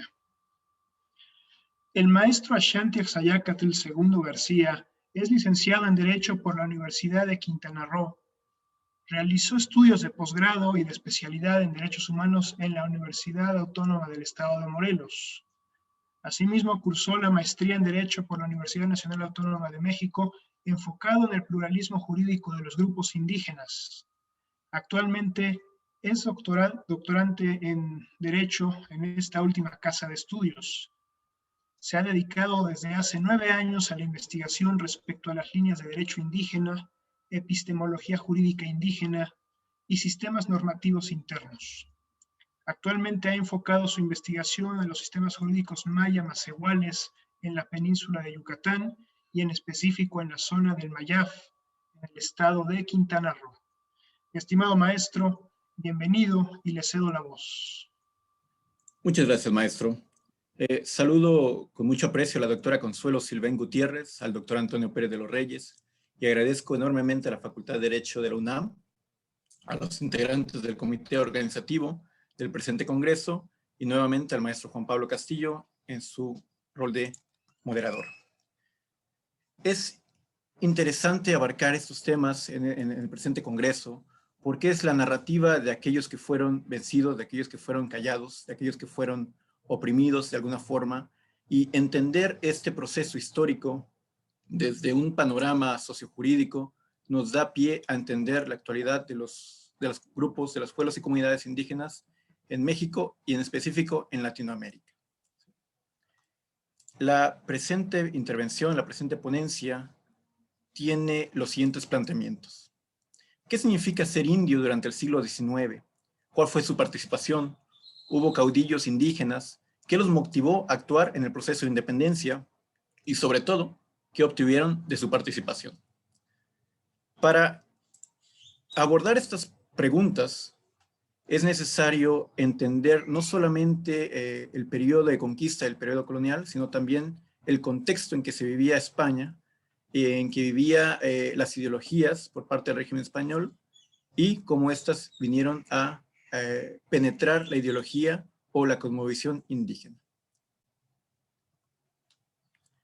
Para la conquista, durante el periodo de conquista, se tiene que el 13 de agosto de 1521 se da la caída de Tenochtitlán, y bueno, algunos historiadores marcan esto como el inicio ya formal del proceso de colonización. Sin embargo, hablar únicamente de la caída de Tenochtitlán significa minimizarnos a uno de los grupos indígenas de México, ¿no?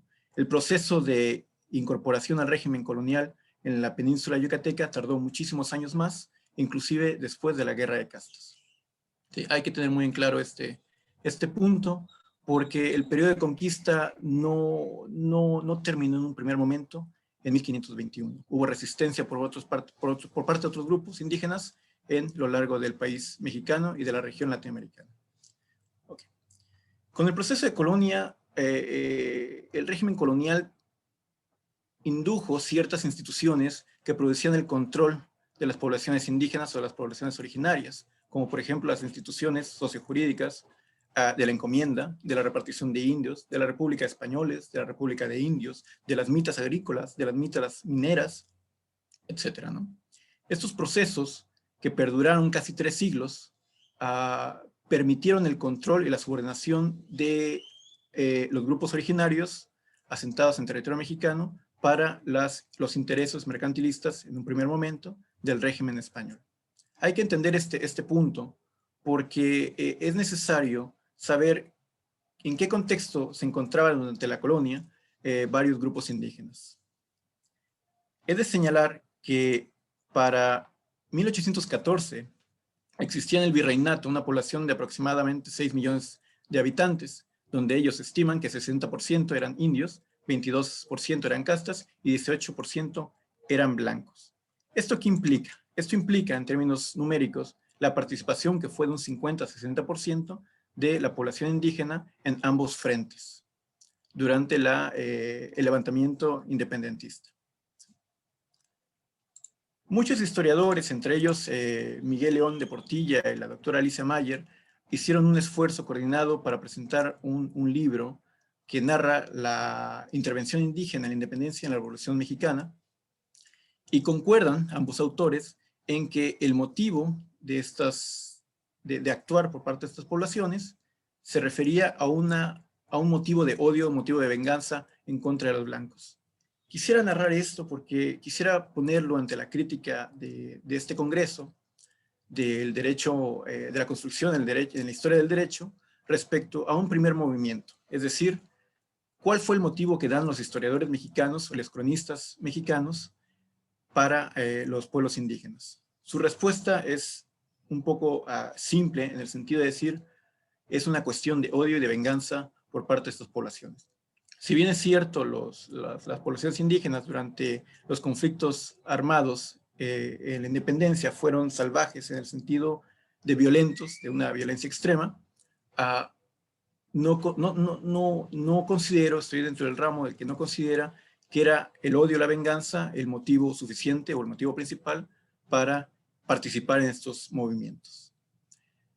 La población indígena, la población originaria, no tenía como tal la mentalidad de independizarse o de crear un Estado-nación propio, sino buscaba una forma de mejorar sus condiciones de vida en las encomiendas. Las encomiendas eran instituciones donde el encomendado otorgaba protección, ¿sí? Y evangelización hacia los grupos indígenas, ¿sí? Y esto retribuían con un tributo, con fuerza de trabajo. ¿Sí? Esta era la parte contractual que había sido partícipe en otra institución llamada el llamamiento, ¿sí? Cuando estos colonos españoles llegaban a tierras mexicanas, solicitaban, gritaban desde los barcos, ¿sí? Que se anexaran, gritaban obviamente desde su idioma, gritaban que se anexaban ante la corona española, ¿sí? Y que lo reconocieran como legisladores del universo, ¿no? Entonces, me imagino en algún momento a estos barcos llegando a costas mexicanas, ¿sí? Solicitando gritando al aire antes de llegar, ¿no? Gritando a toda la isla, solicitando o pidiendo que se incorporaran pues, al régimen colonial español, ¿no? Esto es una justificación histórico-política de cómo se dan los procesos de conquista, también de colonización, que es partícipe por parte de la conquista, una conquista ideológica, una conquista justificada en estos medios. Ahora bien, ¿qué participación hubo por parte de los caudillos indígenas? ¿Cómo es que sabemos que hubo participación? ¿Cómo conocemos los nombres? ¿Quiénes fueron? Lo sabemos gracias a las detenciones, a los juicios que se hicieron por parte de los realistas, ¿sí? Hacia estas personas, y afortunadamente tenemos referencias, tenemos documentos que hacen mención de nombres y de algunos tipos de contextos de estas personas. Tenemos en un primer momento a José Nicolás Martínez y José Jesús Caleria de Mixquitic, Jalisco, en 1811. Ellos fueron, junto con otros 6, enjuiciados y fusilados por la espalda por haber participado en el levantamiento independentista, ¿sí? Para Hernández y Dávalos, este historiador mexicano, señaló que el motivo de participación de Nicolás Martínez y de Jesús Caleria pues, era el deseo de venganza contra los españoles y la lucha por la tierra. Si bien es cierto el deseo de venganza por las inhumanas condiciones en que se vivían, pudo haber sido uno de los principales motivos o cauces, la lucha por la tierra era otro gran motivo que motivó a estos grupos a participar en la independencia y a participar junto con, bueno, grandes personajes que hoy reconocemos como héroes de la patria. Analicemos por un momento la cuestión ideológica. En el régimen colonial se entendía una jerarquización, una segregación, una diferencia de clases. Para el control español hacia las poblaciones indígenas, se identificaron una política de diferencias, es decir, que existiesen espacios, políticas, derechos, ¿sí? Que caracterizaban a los blancos, ¿sí? Y a los indios, ¿sí? A esta postura del régimen colonial, ¿sí? Que se puede observar claramente en la República de Indios y en la República de Españoles, donde los españoles no podían ni siquiera pernoctar en espacios de las repúblicas de indios, ¿sí? O bueno, de los espacios donde se asentaban y habitaban estas personas originarias, ¿sí? se podía ver una gran segregación o una clara segregación. Con las ideas liberales francesas, ¿sí?, se encontraban totalmente contradictorias a esta forma de régimen, es decir, una universalidad y una igualdad. La universalidad y la igualdad, dentro de los principios liberales franceses, ¿sí?, buscaban que todas las personas sean por lo menos iguales en algún sentido con la ley. Entonces tenemos estos dos momentos. Tenemos un momento de segregación por parte de la colonia y tenemos un momento de unificación, ¿sí?, o de ciudadanía por parte de la consumación de la independencia. Ese es el choque que vivieron los grupos indígenas al momento de darse esta transición, desde cuando México se vuelve independiente. ¿Sí? Al respecto de la independencia mexicana, cuando esta es consumada, se establece una ciudadanía étnica, en términos de Miguel León Portilla, donde señala que esta ciudadanía étnica no reconocía las diferencias culturales, es decir, no velaba por reconocer a las personas indígenas, ¿sí?, dentro de este nuevo Estado-nación. Al respecto, esta ciudadanía étnica, era definida a partir de la identidad y cultural de un grupo étnico particular y que excluía y discriminaba en la práctica las demás identidades y culturas que existían en el país. Si lo analizamos en la actualidad, Boaventura de Sousa señala una sociología ausente, de ausencias, es decir, aquellas instituciones que fueron creadas para ser invisibilizadas o que fueron creadas, ¿sí?, para un sustento donde no puedan autogobernarse o no tengan autonomía. Esto fue exactamente lo que pasó en su momento al darse la consumación de la independencia. Por un momento, las leyes de Indias de 1680, que entraron en vigencia de 1680, reconocían diferentes prerrogativas y derechos hacia la población indígena, ¿sí? Indio era un estatus jurídico, ¿sí? No era una denominación cultural como lo es hoy en día, ¿sí?, que permitía tener ciertas prerrogativas. Por ejemplo, la propiedad colectiva de la tierra, ¿sí?, era una prerrogativa que estaba incluida en las leyes de Indias, ¿sí?, entre otros también la jornada laboral, las sucesiones, entre estos temas. Cuando se da la consumación de la independencia y se establece la nueva constitución, no se reconoce a estas prerrogativas específicas hacia los indígenas porque no son considerados como indígenas o como indios, sino que son considerados como ciudadanía, como ciudadanos. Este es un choque ideológico que desestabiliza la producción, por lo menos agrícola, de estas comunidades. Ahora bien, ¿quiénes son estos personajes que formaron parte de la amalgama indígena, ¿sí?, durante el proceso de independencia? Pedro Ascencio Alquiciras, tlahuica, nacido en 1778 en Acuitlalpan, Guerrero,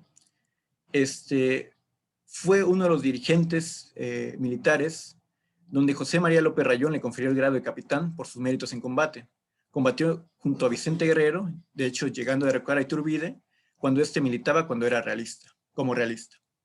Fue gracias a Alquiciras que el movimiento armado continuó cuando parecía que ya estaba derrotado, y atacó Tetecala en Morelos en junio de 1821, 3 meses antes de la consumación de independencia.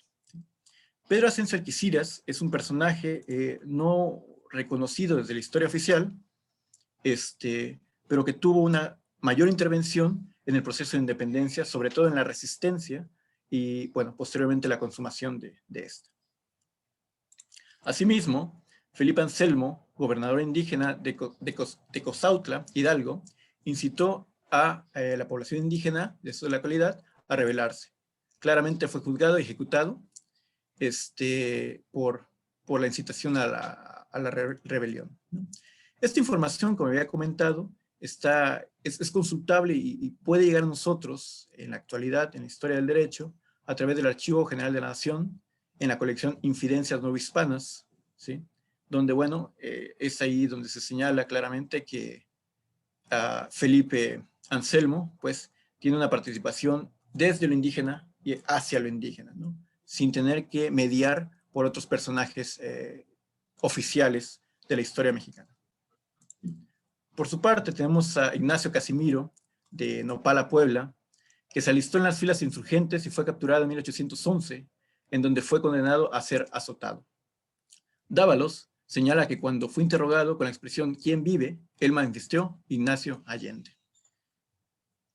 Asimismo, a Eugenio Gregorio, de Huitzilac, Morelos, quien fue ejecutado en 1816 por haber matado a otra persona indígena que era espía de los realistas. De igual forma, a Vicente Gómez, de Texmelucan, Puebla, que participó en varias batallas desde 1812 por el centro de México. Tenía el apodo de El Capador, ya que castraba a los españoles que capturaban. Lucas Alamán señaló en sus diferentes obras la intervención que tenían estos personajes en cuanto a ciertos actos de venganza, ciertos actos de odio hacia esta población blanca. Respecto a la antigua realeza indígena, y este es un tema muy interesante, Dioniso Cano Moctezuma, gobernador de San Juan Tenochtitlán, en la Ciudad de México, fue considerado sospechoso de ser partidario de la independencia y fue detenido por un tiempo, aunque posteriormente fue puesto en libertad. La realeza indígena fue un objeto de investigación, de seguimiento, y bueno, era preocupante por parte de los españoles, ¿sí?, este control, o que perdurase este control, pues instaurado desde la época colonial. Ahora bien, el 9 de abril de 1813, en la mañana, se acerca una persona a las localidades de Acapulco y se apersona con Morelos, quien le dice: he viajado únicamente para verlo a usted, ¿sí? Me llamo María Manuela Molina Medina, ¿sí? Me dicen la capitana. Tengo conmigo a 400 hombres, estoy a su disposición. Esta caudilla, originaria de Tasco, Guerrero, había, previo a reunirse con Morelos, estado en 7 batallas antes, ¿sí?, por lo cual se ganó entre la tropa, entre la insurrección indígena, este nombre, ¿no? Posteriormente Morelos le concedió el rango oficial de capitán. Participó en Acapulco, en la ocupación de Acapulco. Esa mañana que se suscitó con Morelos, tomaron el puerto de Acapulco, y también en la toma del castillo de San Diego. La María Manuela sobrevivió para ver la consumación de independencia, ya que falleció en Texcoco en 1822. Así como estos casos, hay otros casos más, como Lázaro Jiménez, Juan Sebastián Bosques, de Agualulco, Jalisco, Albino García Ramos y José Antonio Torres, de Guanajuato, Juan Paulino y Pedro Rosas, de Xocualco, Guadalajara, Encarnación Rojas, entre otros. Son varios los nombres, ¿sí?, de aquellas personas que no estaban dentro de un sistema de castas, sino que se consolidaban con una identidad indígena, ¿sí?, que primeramente buscaban una resarción de las tierras, ¿sí?, y posteriormente las causas, pues, del movimiento independentista, ¿sí? Pero hay que establecer claramente que no se buscaban, por lo menos la acción indigenista, no buscaba la independencia de México, sino las mejores condiciones de su calidad de vida en las encomiendas, ¿sí? Los nombres que acabo de dar pertenecen a los nahuas, pertenecen a un grupo indígena, a un grupo cultural proveniente de una rama, a los nahuas o a los mexicas, ¿no?, que a su vez proceden de Aztlán, ¿no? Me gustaría abarcar un poquito más respecto a la península de Yucatán, principalmente al estado de Yucatán y al estado de Quintana Roo. Para 1813, el cura de Yaxcabá envía un informe al obispo Esteves y Ugarte, ¿sí?, donde da un informe especializado respecto a una apología del castigo de azotes. Me permito citar. Dice: son los indios yucatecos ordinariamente muy rudos y de entendimiento limitado, y se gobiernan más por los sentidos que por la razón. Por otra parte, son muy tímidos y cobardes, y de aquí es que el único remedio eficaz que hay y que ha habido para contenerlos entre los límites de su deber es el castigo de azotes practicado con caridad, discreción y prudencia. Así lo han conocido muchos hombres sabios y piadosos que los han gobernado con acierto, y así lo acredita la experiencia de casi 3 siglos. Y así lo confiesan ellos mismos cuando dicen, como por adagio, que el indio no oye ni entiende por la oreja, sino por la espalda. Esta era la cosmovisión que se planteó durante el movimiento independentista para con las personas originarias asentadas en el territorio. es de establecer nuevamente y a manera de conclusión que la población indígena no buscaba en sí, en su intervención independentista, una creación de un Estado nacional propio, sino buscaba primeramente mejoras en la calidad de vida que tenían las encomiendas, así como la repartición de tierras para su producción. En la actualidad aún se confunde el término indígena con el término de campesino, claramente visto desde la óptica europea como el campesino es aquel que labra la tierra, jornalero agrícola, ¿sí? Cuando realmente es un modus o una cosmovisión de la comunalicracia indígena que estaba instaurada desde las épocas precolombinas. Con esto termino mi intervención y cedo la palabra al maestro Juan Pablo Castillo. Muchas gracias. Muchísimas gracias, maestro Ashanti Exayácatl II. Fue un honor, una ponencia increíblemente interesante y sobre todo que sí, efectivamente, todavía se tiene en esa cuestión al indígena, se le ha rezagado, se le ha alejado de toda la sociedad, desgraciadamente, no se le ha dado la justicia que tanto se promete y simplemente han sido usados para la promoción de algún partido político, para algún grupo militar de la época, algún sector poblacional que quiera llegar al poder. Desgraciadamente siempre han sido el medio para poder adquirir tropas. Y pues bueno, con esta última ponencia concluimos con esta segunda fecha del Congreso Latinoamericano de Historia del Derecho, no sin antes darle el uso de la voz a nuestros comentaristas, la doctora Consuelo Sirvent y el doctor Marco Antonio Pérez de los Reyes. No sé si alguno de ustedes guste dar algún comentario. Pues me pareció muy bien, está muy bien este congreso, muy interesantes todas las ponencias, pero no va a haber una sesión de preguntas, o el público no hizo preguntas ahora. Sí, sí hay algunas preguntas. Pues a mí me gustaría que pasáramos a las preguntas. Ok, maestra, con mucho gusto.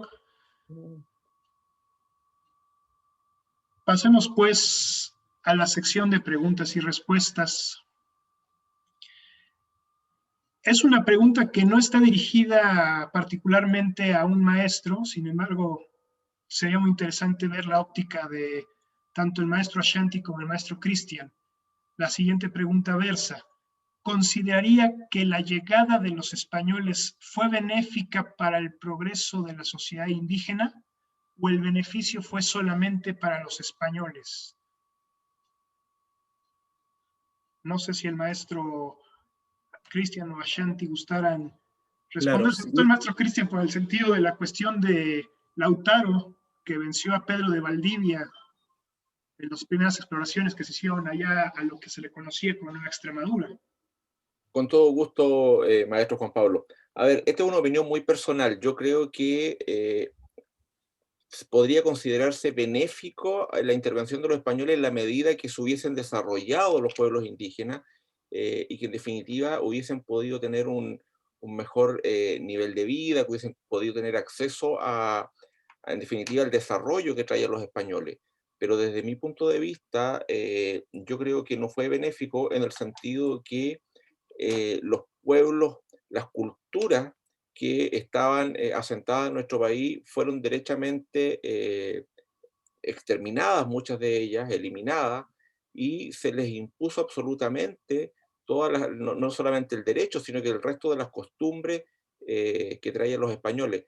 Por lo tanto, el beneficio inmediato y directo no se visualiza. Yo creo que la llegada de los españoles lo que trae es o el encuentro con los pueblos indígenas es un beneficio directo para los españoles y no para los pueblos que ocupaban nuestro territorio.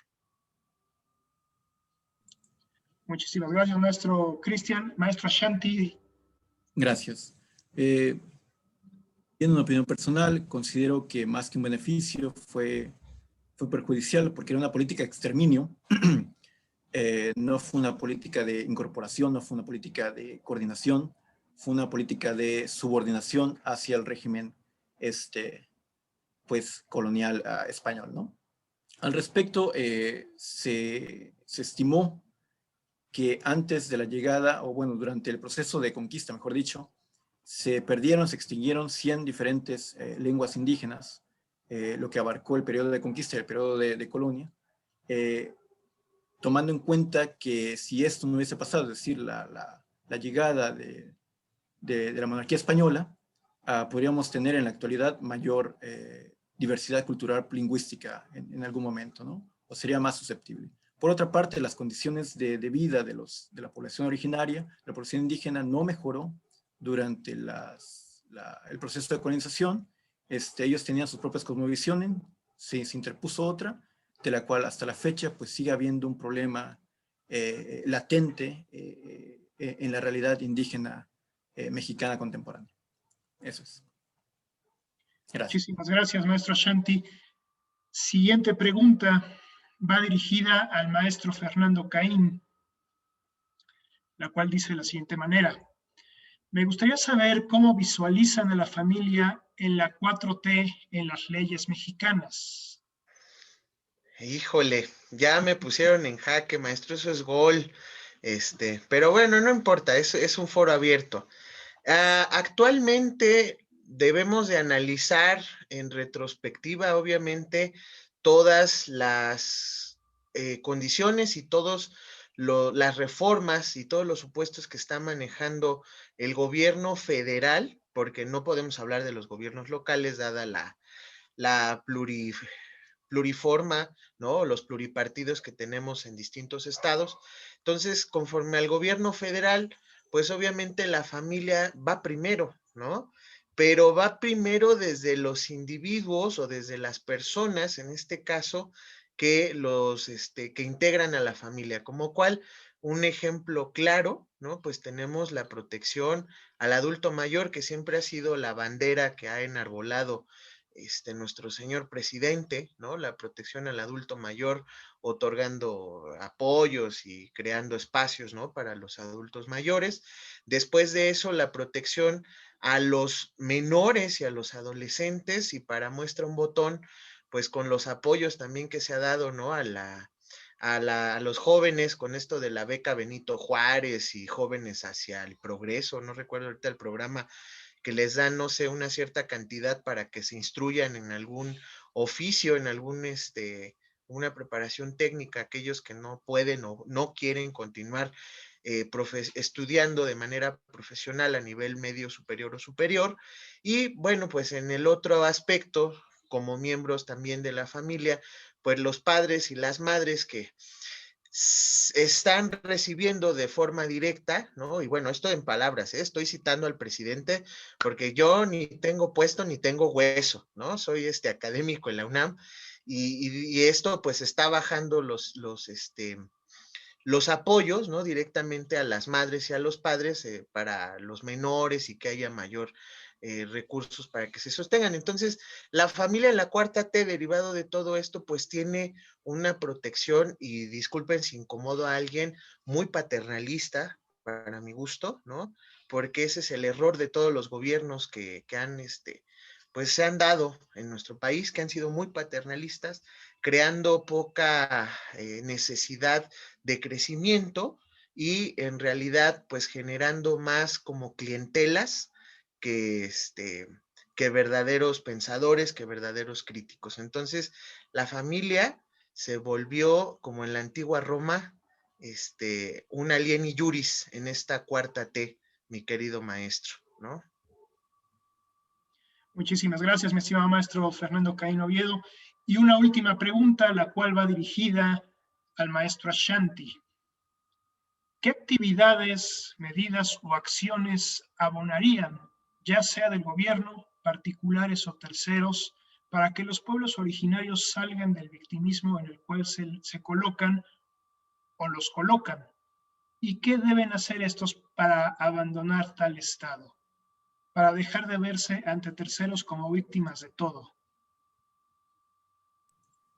Claro, gracias, maestro.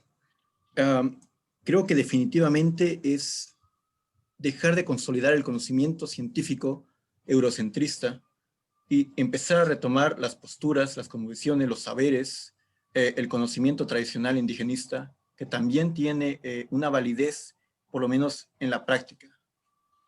Creo que es momento de enfocarnos a establecer una epistemología, como lo señala Boaventura de Sousa, desde el sur, que nos permita a nosotros entender plenamente, integrarnos nosotros, ¿sí?, a las poblaciones, a las comunidades indígenas, ¿sí?, para poder concebir que quizá no es una situación de colocación de víctimas, sino que es una consecuencia natural de las poblaciones. ¿Qué quiero decir con esto? Quiero decir que es necesario entender a la otredad, a la otra parte, como nosotros mismos tenemos nuestras formas, nuestras costumbres, nuestros reglamentos, nuestros sistemas, ¿sí?, no solo normativos, también políticos, también económicos, y que no necesariamente este tipo de realidades tiene que ser genéricas hacia toda la población, sino que pueden aterrizarse a ciertas localidades. Reitero nuevamente, entender las formas indígenas desde lo indígena, ¿sí?, y no desde las visiones que tenemos nosotros, o no desde otras cosmovisiones, otras panópticas que tenemos, pues, de ideologías eurocentristas. Muchísimas gracias, maestro Ashanti. Y pues bueno, para concluir, no sé si nuestro célebre jurista, el doctor Marco Antonio Pérez de los Reyes, desea agregar algún comentario. Pues lo único que manifiesto es mi gusto, he disfrutado mucho esta sesión. Tuvimos invitados internacionales de países muy queridos. Queremos decirle a nuestros amigos de Chile que es un país que admiramos mucho por todo lo que representa en el mundo intelectual y en el mundo jurídico. Queremos decirle que estamos muy al pendiente de lo que decidan nuestros hermanos chilenos en fecha próxima y que queremos para nuestro querido país de Chile lo mejor, que opten por lo que más convenga a los intereses de esa querida nación. En cuanto a la República de Costa Rica, que está tan cerca de nuestro corazón, pues también escuchamos toda de una manera sintética, de una manera muy, muy sintetizada, lo cual es un gran esfuerzo, la lucha de este pueblo por lograr una identidad propia, una característica, digamos, internacional que la hace apreciable. Me sentí muy orgulloso, muy contento de escuchar noticias histórico-jurídicas y actuales de estos dos países tan hermanos nuestros. Y en cuanto a las demás intervenciones, pues qué decir, ¿verdad? Nos llevaron desde el amparo con también una conferencia pues muy, muy hermosa, muy sintetizada, y con ese ángel que tiene la maestra, pues lo hizo maravillosamente, lo disfruté mucho. Y desde luego por el mundo de la familia, que pues también es muy difícil sintetizar tantísima experiencia jurídica que se tiene a través de los tiempos, pero de una manera muy, muy puntual. Y en cuanto al tratamiento de la participación de los pueblos indígenas en nuestras luchas libertarias, pues creo que nos hace pensar muchas cosas. Con nuestros indios, no solamente en México, sino en América, tenemos una deuda muy, muy grande. Y es una deuda que tenemos que saldar. Pero lo que me da mucho gusto es ver que disfrutamos en cada país de América de una cultura múltiple. Somos países multiculturales y debemos sentirnos de ello muy, muy orgullosos. Gracias, doctor, por recordarnos nombres de personas tan dignas que lucharon por nuestra independencia. E incluso la gran mujer que fue doña Manuela y que luchó al lado de nuestro grandísimo héroe, don José María Morelos y Pavón. Le agradezco mucho esto y le mando desde aquí un abrazo, pero de esos que duelen muy fuerte. Y a la doctora Silven, como siempre, pues mi cariño, mi gratitud, mi admiración. Gracias, no, pues estuvieron todos muy bien, los felicito y espero que tengan todos listas sus ponencias porque estamos pensando publicarlas. para este año estaría muy bien, 200 años de la independencia. Entonces vamos a hablar con el director para que eso se haga realidad. Y los felicito y pues nos vemos el viernes.